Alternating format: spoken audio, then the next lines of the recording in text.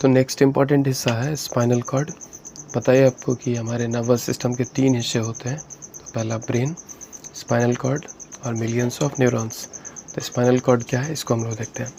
तो spinal cord is a bunch of nerves और neurons that connects the brain with the rest of the body. यानी ये बहुत सारे बंच ऑफ नर्व्स, यानी कि एक साथ बोल सकते हैं कि हज़ारों लाखों की संख्या में जो न्यूरॉन्स होते हैं एक साथ जब होते हैं तो एक सुपर हाईवे इंफॉर्मेशन का बनाते हैं, जिन्हें स्पाइनल कॉर्ड कहेंगे। It is as thick as our little finger, यानी कि ये इतना ही मोटा होता है जितना कि हमारा एक लिटिल फिंगर, मतलब इतना पतला हुआ करता, आप कह सकते हैं। It begins at the neck region and continuous down to the lower end of our backbone. तो ये स्टार्ट कहाँ से होता है, हमारे नेक रीजन से, और कहाँ तक आता है, तो ऑफ कोर्स जो हिप है उसके पास तक बोल सकते हैं कि रहता है, यानी कि हमारे लोअर जैसो बैकबोन के पास तक रहता है। It is protected by the vertebral column. अगर आपसे पूछा जाए किससे ये प्रोटेक्ट होता है, इसकी सुरक्षा किससे की जाती है, क्यों सुरक्षा की जाती है, क्योंकि होते हैं डेलिकेट ऑर्गन, तो इसकी सुरक्षा होती है वर्टिब्रल कॉलम, जिसे क्या बोलते हैं, स्पाइन भी कहते हैं। यानी स्पाइनल कॉर्ड किससे प्रोटेक्टेड होता है, तो स्पाइन से होता है। It is main link between the brain and the other parts of the body, यानी कि हमारे मस्तिष्क एवं शरीर के दूसरे हिस्सों को जो कनेक्ट करने का काम कर रहा है वो कोई और नहीं बल्कि स्पाइनल कॉर्ड ही है। रिफ्लेक्स एक्शन, देखिए रिफ्लेक्स का मतलब क्या होता है, परावर्तन होता है। अब जैसे कि अगर दीवार पर, वॉल पर अगर आप गेंद एक फेंकते हैं तो क्या होता है, क्या दीवार बॉल को पकड़ लेता है, नहीं, दीवार क्या करता है, वापस आपकी दिशा में बॉल को वापस रिटर्न कर देता है। तो रिफ्लेक्स एक्शन भी कुछ वैसा ही है कि जैसा परिस्थिति रहेगा, जैसा सिचुएशन रहेगा, उस समय जो पर्टिकुलर ऑर्गन होंगे वो डिसाइड कर लेंगे, उस समय वो पर्टिकुलर एक्शन ले लेंगे। यानी कि जैसी परिस्थिति रहेगी वैसा निर्णय लिया जाएगा हमारे शरीर के अन्य विभिन्न प्रकार के अंगों के द्वारा। यही रिफ्लेक्स एक्शन है। यानी परावर्ती बोल सकते हैं क्या कि क्रियाएं हैं ये। Not all messages go to brain, यानी कि सारे संदेशों को, सारे मैसेजेस को ब्रेन तक जाना जरूरी नहीं है। सर्टेन मैसेजेस और सिग्नल्स नीड इमीडिएट और automatic action.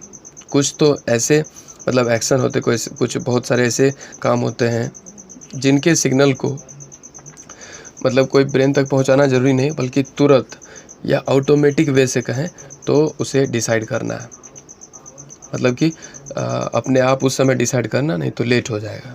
These actions are also called reflex action, यानी कि इसमें से वैसे काम सब हैं या वैसे एक्टिविटीज़ हैं जो तुरंत लिए जाते हैं और जिसे ब्रेन तक भेजने की आवश्यकता नहीं होती है।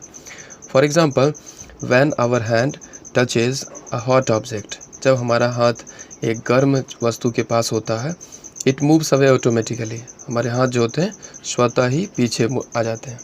This shapes our hand from getting burned, इससे हमारे हाथ को जलने से क्या हो जाता है, बच जाता है। Similarly when we touch a pointed object, जब नुकीले चीज़ों को हम लोग क्या करते हैं, टच करते हैं, we withdraw our hand immediately, नुकीले चीज़ जैसे ही मिलेंगे तो हम अपने हाथ को क्या कर लेते हैं, पीछे कर लेते हैं। Think of similar action of movements of your body that happens naturally, ऐसे ही बहुत सारे और भी बॉडी के पार्ट्स हो सकते हैं जो नेचुरली मूव हो रहे होते हैं, मतलब आप उन पर कंट्रोल आपका नहीं होता है। जैसे कि आईलिड का नीचे यानी आंखों के पलक का झपकना, इस पर आपका धूल आएगा, अपने आप वो डाउन हो जाएगा। That you can not control, these actions are control by spinal cord. तो अब ये मन में आ रहा होगा ये सब कंट्रोल आखिर करता कौन है। जब ब्रेन नहीं करता है तो दूसरा जो इंपॉर्टेंट हिस्सा है यानी स्पाइनल कॉर्ड, वो करता है कंट्रोल। यानी जो हमारे इनवॉलेंट्री एक्शंस हैं, यानी जिन पर हमारा नियंत्रण नहीं है, वैसे एक्शन को जो कंट्रोल कर रहे हैं वो स्पाइनल कॉर्ड ले रहे हैं, यानी कि वो तुरंत डिसाइड कर रहे हैं। और जिस पिक्चर में जैसे कि दिखाया गया कि ये गर्ल का हैंड जो है वो हॉट ऑब्जेक्ट के पास गया, जैसे ही गया तो अपने आप हाथ पीछे आने लगा, विड्रॉ होने लगा। तो यहाँ पर जो इसको कौन डिसाइड कर रहा है कि हाथ पीछे करो, स्पाइनल कॉर्ड बोल रहा है कि हाथ पीछे करो। कुछ फैक्ट के बारे में बात करेंगे। Your neck and giraffe's neck have the same number of vertebrae but the giraffe's vertebrae are much longer, यानी कि हमारे जो गले में और आप बोल सकते हैं जिराफ के जो गले होते हैं उन दोनों में वर्टिब्रे के नंबर टोटल 33 ही होते हैं, लेकिन उनके उतने लंबे क्यों होते हैं? ऐसा इसलिए क्योंकि उनके वर्टिब्रे जो होते हैं स्लाइटली बिगर होते हैं। चलिए ब्रेन के बारे में, मस्तिष्क के बारे में स्टडी करते हैं। It is the control centre of the entire body and is often called human computer. ये हमारे पूरे शरीर का नियंत्रण कक्ष है, कंट्रोल सेंटर है। कंट्रोल सेंटर से बोले तो जैसे जितना सारा मान लो कि इंडियन रेलवे में ट्रेन चल रहा है, उसको कहीं ना कहीं कंट्रोल किया जाता होगा, तब डिसाइड होता है किसको किस रूट पे जाना है, कैसे जाना है। तो यही कंट्रोल सेंटर का वर्क हुआ। तो हमारे पूरे बॉडी का जो कंट्रोल सेंटर है वो कौन है? ब्रेन है। और इसे ह्यूमन कंप्यूटर भी बोलते हैं, यानी मानव का कंप्यूटर। क्यों? क्योंकि यहाँ से थिंक कर सकता है, यहाँ से मैथमेटिक्स का क्वेश्चन बना सकता है, रीजनिंग सॉल्व हो सकता है, एंड ऑफ कोर्स बहुत सारी चीज़ों को हम लोग रिमेंबर भी रख सकते हैं। तो हुए ना हम लोग का ये computer. It is the largest part of the nervous system. हमारे नर्वस सिस्टम के यानी 3 जो हिस्से हैं, brain, spinal cord and neurons, इन तीनों में जो सबसे बड़ा हिस्सा है वो ब्रेन ही है। द ब्रेन वेट्स 1.5 किलोग्राम, लगभग ये 1.5 kg यानी 1.5 kg का हो सकता है। It is made up of fat and water. और ये बना होता है किस किस चीज़ों से? तो फैट एंड वाटर से बना होता है। Of course millions of neurons भी होंगे इनमें। It is protected by a bony skull. ये सुरक्षा होता है किससे? तो ये खोपड़ी से सुरक्षा होता है बाहर से, बोनी स्ट्रक्चर जिसे स्कल कहते हैं। The spinal cord carries message between the brain and the rest of the body. और यहाँ तक जो मैसेज कौन पहुँचा रहा होता है? तो स्पाइनल कॉर्ड पहुँचाता है पूरे बॉडी से। द स्पाइनल कॉर्ड यानी कि स्पाइनल कॉर्ड जो होता है संदेशों को लाता है ब्रेन तक, ब्रेन डिसाइड करता है, फिर मैसेज देता है स्पाइनल कॉर्ड को। स्पाइनल कॉर्ड से जुड़े हुए जितने सारे न्यूरॉन्स होते हैं जो हमारे बॉडी के हर एक हिस्सों तक पहुँचते हैं, वहाँ पर वो डिसीजन पहुँचाए जाते हैं, वहाँ पर वो केमिकल पहुँचाए जा सकते हैं, और इस तरह से पूरे बॉडी पर कंट्रोल किया जाता है। तो ये जो स्ट्रक्चर हम लोग देख पा रहे हैं ये ब्रेन का स्ट्रक्चर है। और ब्रेन के बाहर का जो स्ट्रक्चर होता है बोनी स्कल, वो ऑलरेडी हम लोग स्टडी कर लिए है, जो कि स्कल कहलाता है। इसके अंदर जो है फैट और वाटर से बना हुआ जो हमारा नर्वस सिस्टम का सबसे इम्पॉर्टेंट हिस्सा है उसे ब्रेन कहेंगे। तो ब्रेन के 3 हिस्से होते हैं। तो सामने वाला यानी फ्रंट होता है, तो मिडिल और हाइंड होता है। यानी कि फ्रंट ब्रेन बोल सकते हैं, और मिडिल बोल सकते हैं, और हाइंड बोल सकते हैं, मतलब पीछे वाला बोल सकते हैं। इसी को अग्र मस्तिष्क कहा जाता है, मध्य मस्तिष्क कहा जाएगा, और पश्च यानी कि पीछे वाला कहा जाएगा, पश्च मस्तिष्क कहा जाएगा। तो सामने वाले ब्रेन का जो हिस्सा होता है, जो ऑफकोर्स सबसे बड़ा हिस्सा है, इसे क्या बोलते हैं? सेरिब्रम बोलते हैं। और जो मिडिल ब्रेन है हमारा, मध्य मस्तिष्क है, उसे सेरिबेलम बोलते हैं। और तीसरा जो हमारे स्पाइनल कॉर्ड से कनेक्ट रहता है, इसे मेडुला बोलते हैं। मेडुला को ब्रेन स्टेम भी कहा जाता है। तो ब्रेन के ये 3 मुख्य हिस्से हुए, और तीनों के एक एक करके हम लोग वर्किंग को समझते हैं। पार्ट्स ऑफ ब्रेन यानी हमारे मस्तिष्क के भाग। The brain has 3 main parts. हमारे मस्तिष्क के मुख्य 3 पार्ट्स हैं। The cerebrum, when we solve our maths problem and learn our lessons और do homework, we are using our cerebrum.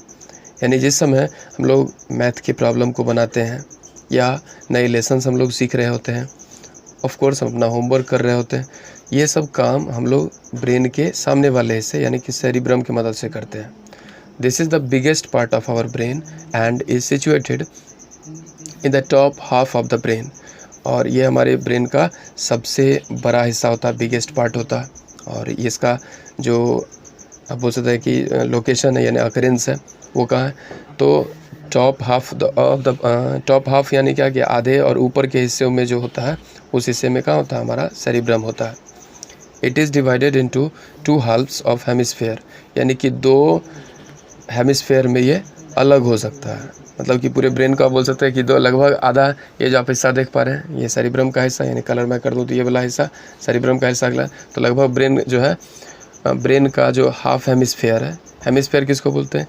तो एक 3D बॉल जो हो सकता है, ऑफ कोर्स स्फेयर हो सकता है, उसके आधे हिस्से जो होते हैं वो हेमिस्फेयर कहलाता है। जैसे कि अर्थ का जो इक्वेटर होता है इसे 2 हेमिस्फेयर में अलग करता है, नॉर्दर्न एंड साउदर्न। ठीक उसी तरह से सेरिब्रम जो होते हैं ब्रेन के टॉप हाफ हिस्से जो होते हैं वो कवर किए हुए हैं, यानी कि हाफ हेमिस्फेयर एक तरह से बोल सकते हैं कि एक हेमिस्फेयर बनाने का ये काम कर रहे हैं। It controls all activities like intelligence. अब हम कितने इंटेलिजेंस हैं, यानी कि कितने डिफ़िकल्ट क्वेश्चंस बना सकते हैं, आईक्यू कितना हमारा है, ये सब भी डिसाइड होता है किसके मदद से, सेरिब्रम की मदद से। और भी चीज़ें जैसे कि सोचने का काम, पढ़ने का काम, लर्निंग का काम। As a student it is most important part for you. So आपका सबसे मुख्य हिस्सा ऑफ कोर्स ये जहाँ से आपके इंटेलिजेंसी डिसाइड हो रहे हैं, सोचते अपने न्यू आइडियाज़ हैं, और ऑफ कोर्स रीडिंग कर पाते हैं, लर्निंग कर पा रहे हैं, ये सब जो है ब्रेन के फ्रंट वाले हिस्से से करते हैं, यानी सेरिब्रम से करते हैं। It also controls our sense organs. इसके मदद से जो हमारे सेंस ऑर्गेन है, सेंस ऑर्गेन मतलब आई हुआ, नोज़, इस तरह से टंग है, स्किन है और ईयर है, इन सब को भी कंट्रोल हम कर पाते हैं किसके मदद से, तो सेरिब्रम की मदद से ही। यानी कि आई से देखने का काम, नोज से स्मेल का काम, स्मेल फील कर रहे होते हैं। इसके साथ साथ आप बोल सकते हो कि स्किन से फील करने का काम, टंग से टेस्ट लेने का काम और ईयर से सुनने का काम। ये सभी जो है यानी 5 सेंस ऑर्गन के जो फंक्शन है उसे कंट्रोल भी सेरिब्रम की मदद से ही किया जाता है। नेक्स्ट जो पार्ट है सेरिबेलम है, और ये मिडिल ब्रेन भी बोल सकते हैं। While doing our homework if we get up, moves the eyes over the books on a high shelf and then stretch out to take a book without falling over. It is the work of cerebellum। यानी कि इसका काम है balance बनाना। क्या मतलब हुआ कि suppose कि आप अपना होमवर्क कर रहे हैं और अलमीरा में रखे हुए, शेल्फ में रखे हुए बुक को आपको निकालना है, उसके ऊपर और सारे बुक रखे हुए हैं। तो ऐसे में क्या होगा, हाई शेल्फ से जब बुक ले रहे होंगे तो बुक के ऊपर वाले बुक के गिरने के चांस होंगे। आप क्या करेंगे, उसको बैलेंस बनाएंगे। तो बैलेंस जो कर रहा होता है, चाहे हम अपने बॉडी का कर रहे हैं, तो ऑफ कोर्स ये बैलेंस किसके मदद से होता है, सेरिबेलम की मदद से होता है।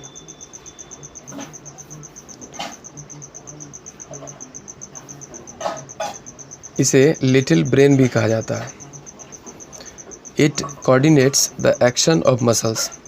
और ये क्या करता है, हमारे जो मसल्स हैं उसको कोऑर्डिनेट करता है, यानी उसके बीच एक समायोजन स्थापित करता है ताकि हम अपने नियंत्रण को, बॉडी पर जो कंट्रोल है, बैलेंस बनाने की बात, संतुलन बनाने की बात है, उसे कर पाएँ। It coordinates the action of muscles. It responsible for maintaining the upright posture and balance of the body. Upright मतलब क्या होता है, सीधे जो आप बैठना, या फिर अपने आप को जिस पोजीशन में आप, जैसे सपोज ये चेयर पे आप बैठे हुए हैं, तो उस पोजीशन में लगातार बनाए रखना अपने आप को, ये किसकी मदद से होता है, सेरिबेलम की मदद से होता है।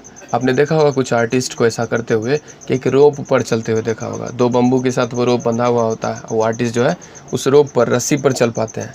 तो उनका बहुत ज़्यादा कंट्रोल किस पर होता है, सेरिबेलम पे होता है। कई बार वो ऐसा प्रैक्टिस करके इसमें मास्टर हो गए होते हैं कि वो एक रस्सी पर भी चल सकते हैं। तो अपने बॉडी को अपराइट सिचुएशन में, अपने बॉडी को बैलेंस करने में, मसल्स पर कंट्रोल करने में सेरिबेलम उनका मदद करता है।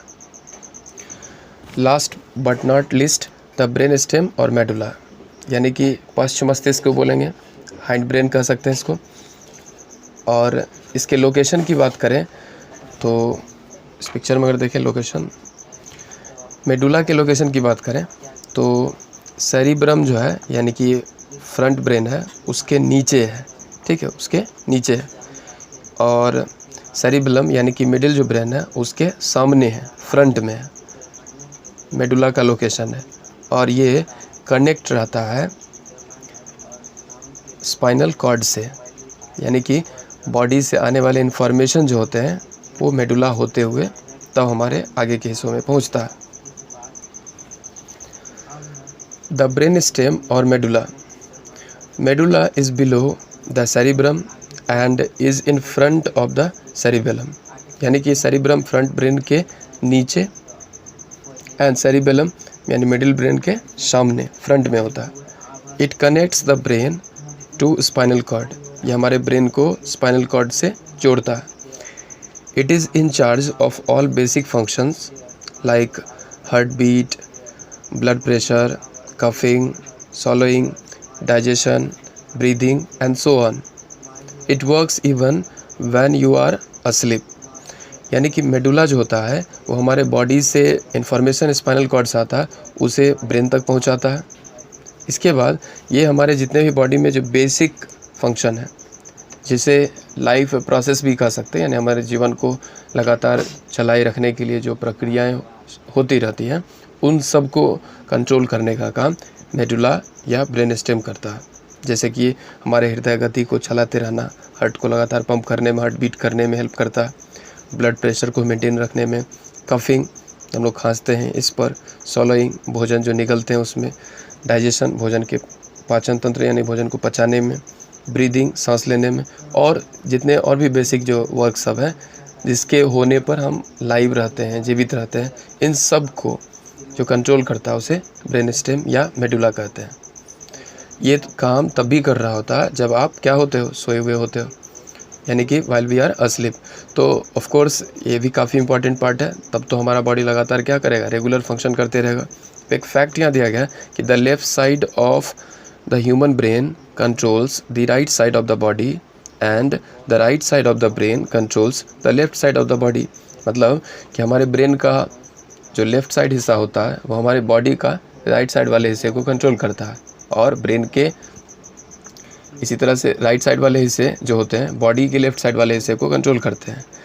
There are 100 billions neurons in the brain alone. केवल अगर ब्रेन में ही बात करें तो 100 बिलियन जो है सो न्यूरॉन्स होते हैं। इतना ज़्यादा नंबर आप बोल सकते हैं कि न्यूरॉन्स होते हैं हमारे बॉडी में। केवल एक ब्रेन में जब इतना ज़्यादा नंबर देखा जा रहा, तो बॉडी तो in compare to the brain of course bigger है, तो और ज़्यादा नंबर में होंगे, यानी कि ट्रिलियन से भी अधिक नंबर्स हो जाएगा।